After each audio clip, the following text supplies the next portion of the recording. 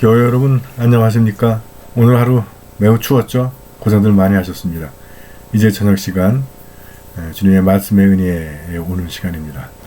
바로 본론으로 들어가도록 하겠습니다.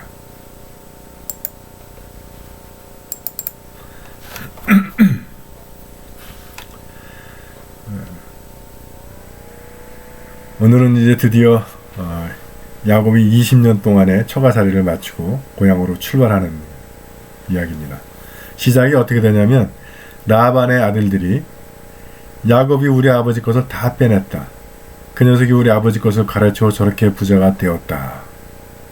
수근거리는 소리를 들었다. 그 다음엔 어떻게 돼요? 저 야곱을 그냥 둘 수 없겠다. 이렇게 되겠죠. 그러니까 이게 재산 앞에서는 천한매부도 없는 거예요. 이놈도 사실 다 매제들인데, 매부들인데. 그 말을 듣고 더 험한 꼴 보기 전에 고향으로 돌아가자. 그렇다고 해서 라반이 장인이라고 자기를 이렇게 잘 챙겨주는 것도 아니고, 그러니까 뭐 그런 결정을 내린 것 같습니다. 자, 근데 요 뒤에 이제 42절에 보면 야곱이 이제 라반 만나가지고 해부치는 게 나와요. 잠도 한번 제대로 못 잤다.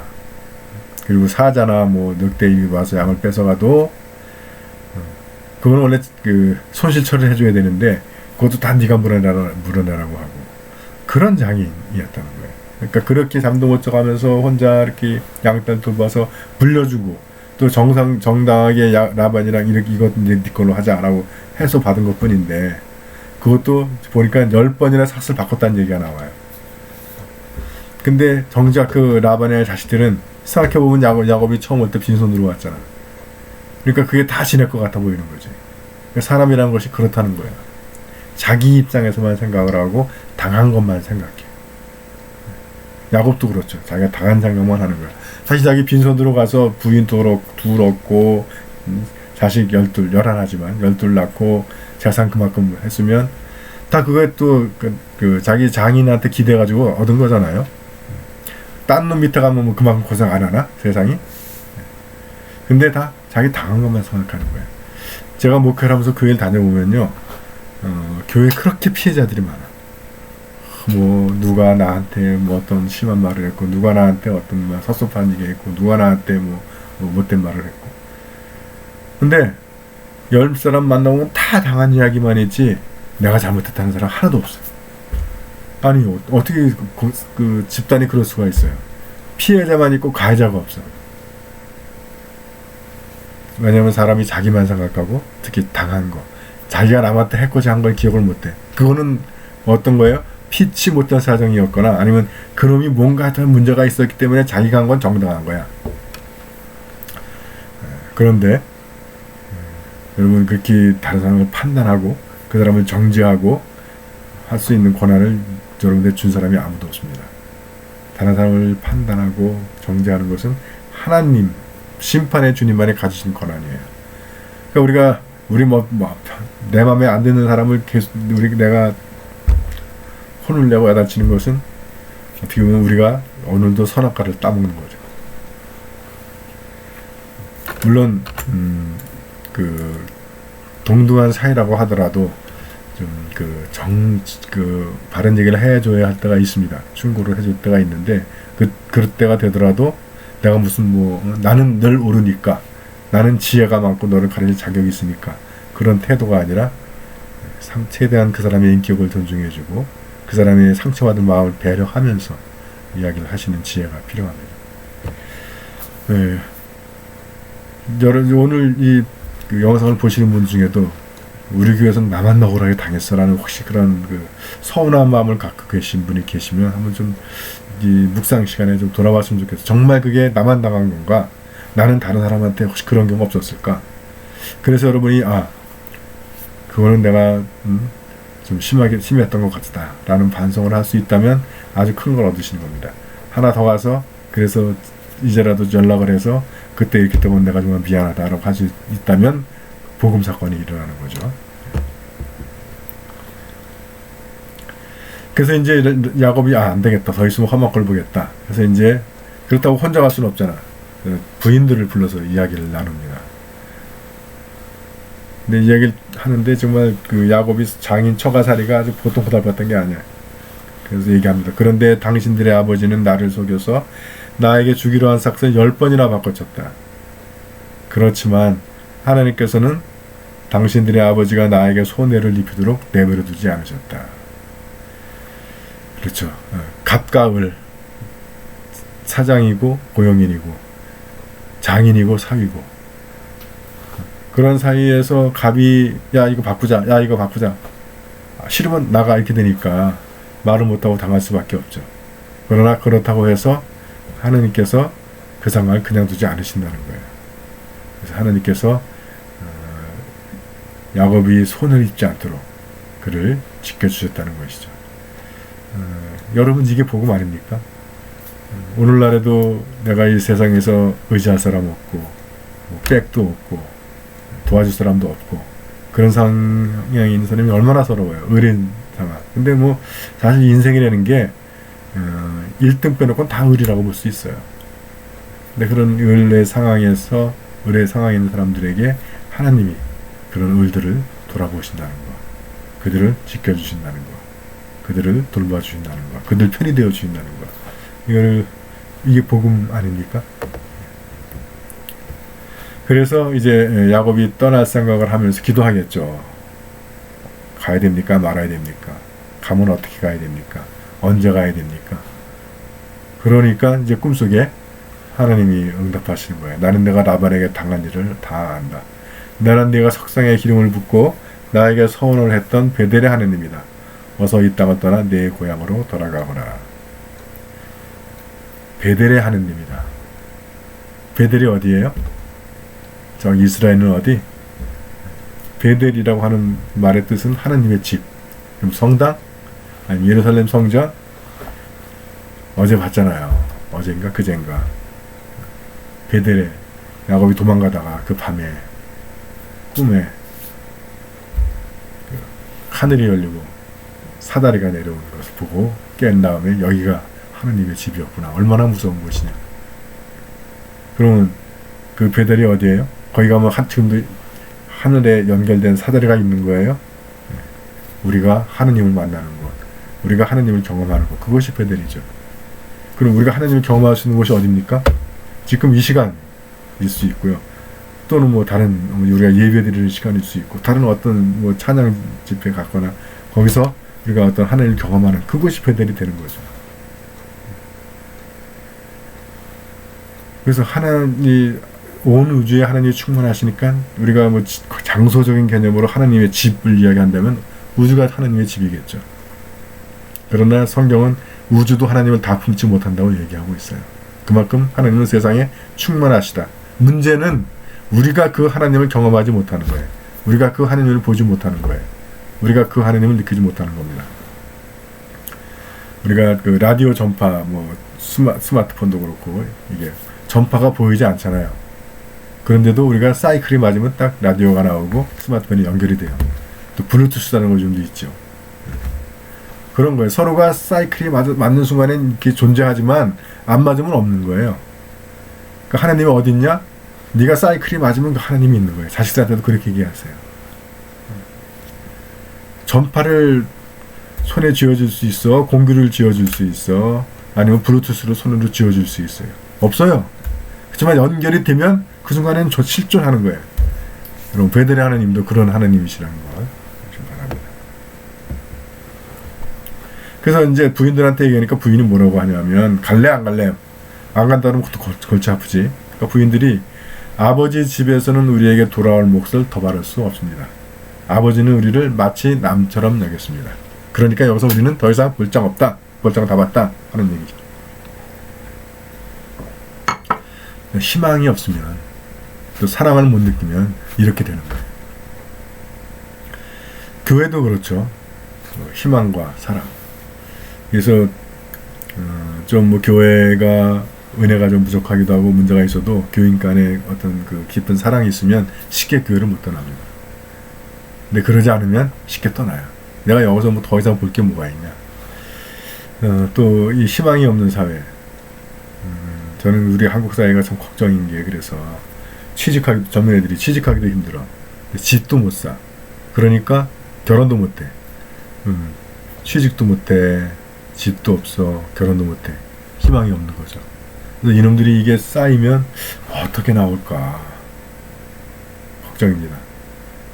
그래서 우리가 가정도 그렇고 회사도 그렇고 교회도 그렇고 예측 가능해야 돼요. 내가 뭐 10년 동안 열심히 일하면서 적금 들고 하면 전세금 뭐 몇 억만 일할 수 있고 대출 받고 하면 그러면 그걸로 뭐 몇 년 더 돈 모으고 대출 받으면 집을 살 수 있고 이런 그 예측 가능하고 설계를 할 수가 있어야 되는데 여러분 뭐 지방은 모르겠어요. 근데 서울은 지금 뭐 웬만한 집들은 다 아파트는 10억이 넘어요.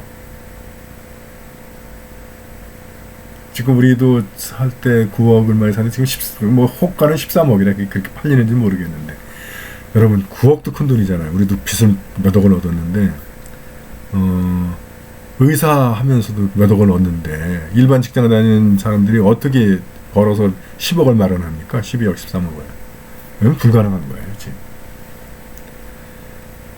취직도 그렇고 취직을 하려면 직장이 많아져야 되고 직장이 많아지려면 산업이 성장을 해야 되잖아요. 그래야 일자리가 늘어나잖아요. 그래서 걱정입니다. 걱정이 젊은이들이 어떻게 돼. 희망을 잃어버리게 되면 자존감이 떨어지면 좀 막 가는 거죠.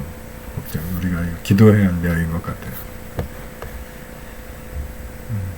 바꿔 얘기하면 우리가 비록 어려워도 희망을 심어주는 것이 필요합니다. 자녀들에게도 그렇고 교우들에게도 그렇고 우리 이웃에게도 그렇고.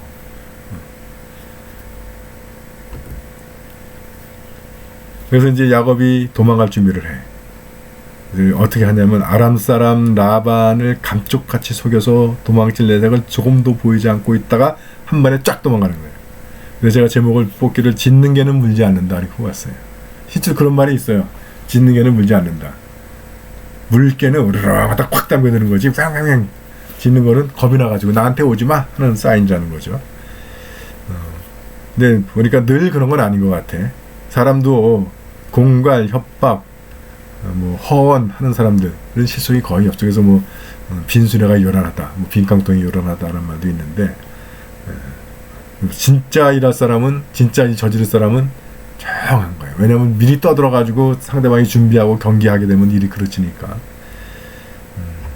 근데 제가 이제 밑에 가로를 한 게 늘 그런 건 아니더라고요. 짓다가 물기도 하는 게 있더라고요. 짓다가. 그리고 대표적인 사람들이 그 자살하는 사람들 몇 번 사인을 보낸대잖아요. 외롭다라든가 죽고 싶다라든가. 늘 그런 거 아니에요. 그래서 진짜 죽을 놈은 죽고 싶다는 말 안 한다 그러는데 아니야 한대요. 그래서 혹시 그런 거 있을 때 빨리 터치를 해줘야 됩니다. 우리 크리스찬들은 그래서 이 허언, 공갈, 협박 하는 게 말을 좀 무게 있게 해야 돼요. 그래서 여러분들 신부들이랑 얘기하면 답답하실 때가 많을 거예요. 왜냐면 신부들은 이 허언증 때문에 알았어 내가 할게 그거 쉬워 나 잘해 이런 말 절대 안 합니다. 훈련을 그렇게 받아서 그런 말 하지 말라고. 그래서 그 신부들이 알겠습니다 그러면 그 얘기는 거의 예스야. 그래서 또 이게 또 교인들한테 교육이 돼가지고 저는 예스란 말을 알겠습니다 말을 잘 안 해. 그래서 뭐 그것도 뭐 썩 좋은 건 아니지만 크리스천들이 너무 허언 공간 이게 많아요. 그래서 개신교 좀 그런 게 많죠. 믿음으로 다 된다. 믿음은 다 되는 건 맞는데 어떻게 되는 거예요? 내 뜻대로 되는 게 아니라 하나님의 뜻대로 되는 거지. 근데 그거를 내 뜻대로 될 것처럼 믿으면 다 된다. 그래서 그것이 다 되기 위해서 어떻게 해야 돼요? 우리 안양교회 와야 되고 특별히 이수상 신부의 기도를 받아야 된다. 그게 공갈이고 그게 허언이에요. 예. 모세나 엘리야 같은 사람 빼놓고는 예수님 빼놓고는 성경의 인물들도 하나님께 기도해가지고 다 되는 경우 거의 없어요. 안 되는 경우도 많아요. 그게 성경의 원리입니다. 근데 내가 뭐라고 내가 하면 다 돼. 그게 대표적인 공갈, 허언, 뻥이죠. 여러분 크리스찬들은 그렇게 하면 안 돼. 오늘날 한국교회가 그게 그렇게 공갈, 허언, 뻥 짓는 개들이지 뭐 짓는 개가 돼가지고 아무리 짖어도 사람들이 별로 안 믿어버려. 저건 물지 않을 거다라고. 무게 있는 언행 중요한 것 같습니다. 자, 그래서 도망을 갔어. 그러니까 이 라반이 쫓아옵니다. 그래서 하루 거리 이제 하루만 지나면 만나. 덮치는 거야 이제. 근데 그날 밤 아람 사람 꿈에 하느님이 나타나셔가지고 야곱과 시비를 하지 말라고, 따지지 말아라, 뭐 이러시는 장면이 나옵니다. 이 이야기는 아브라함과 이삭도 비슷하게 경험해요. 아브라함이 애굽에 갔을 때 가뭄을 피해서, 이삭이 그랄에 갔을 때 역시 가뭄을 피해서. 그래서 거기 가서 낯선 타지에 가니까 또 자기 부인들은 이쁘고, 이쁜 부인 얻을 거 아니야. 그러니까 농담이에요. 또 심각하게 듣지 마시고, 그 부인이 이쁘면 남편이 죽음을 당할 수 있으니까 동성이라고 거짓말을 하죠.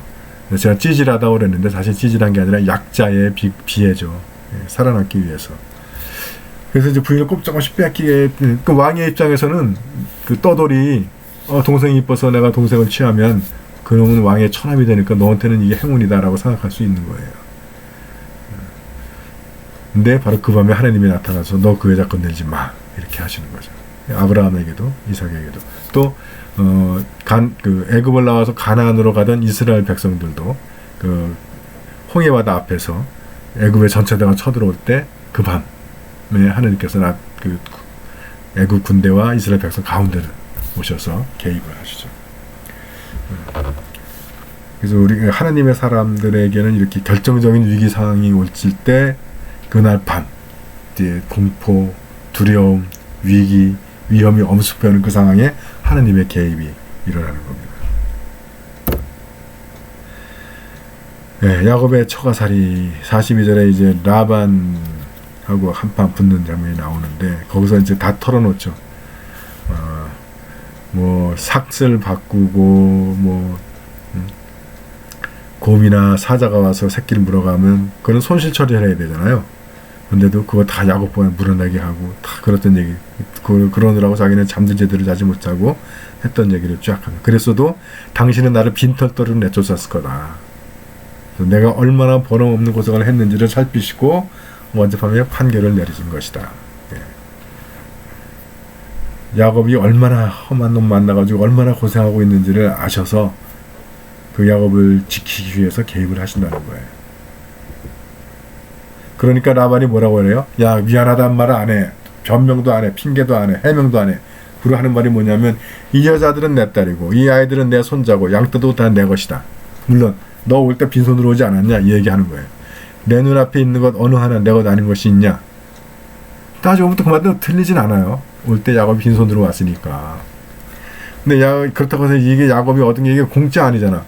한 부인들 위해서, 한 여자 위해서 7년을 일했어. 그리고도 6년을 더 일한 거예요. 20년을. 그랬으면 이 정도 먹고 살 만큼은 해야지. 자기도 재산 야곱 때는 이렇게 불어났으면.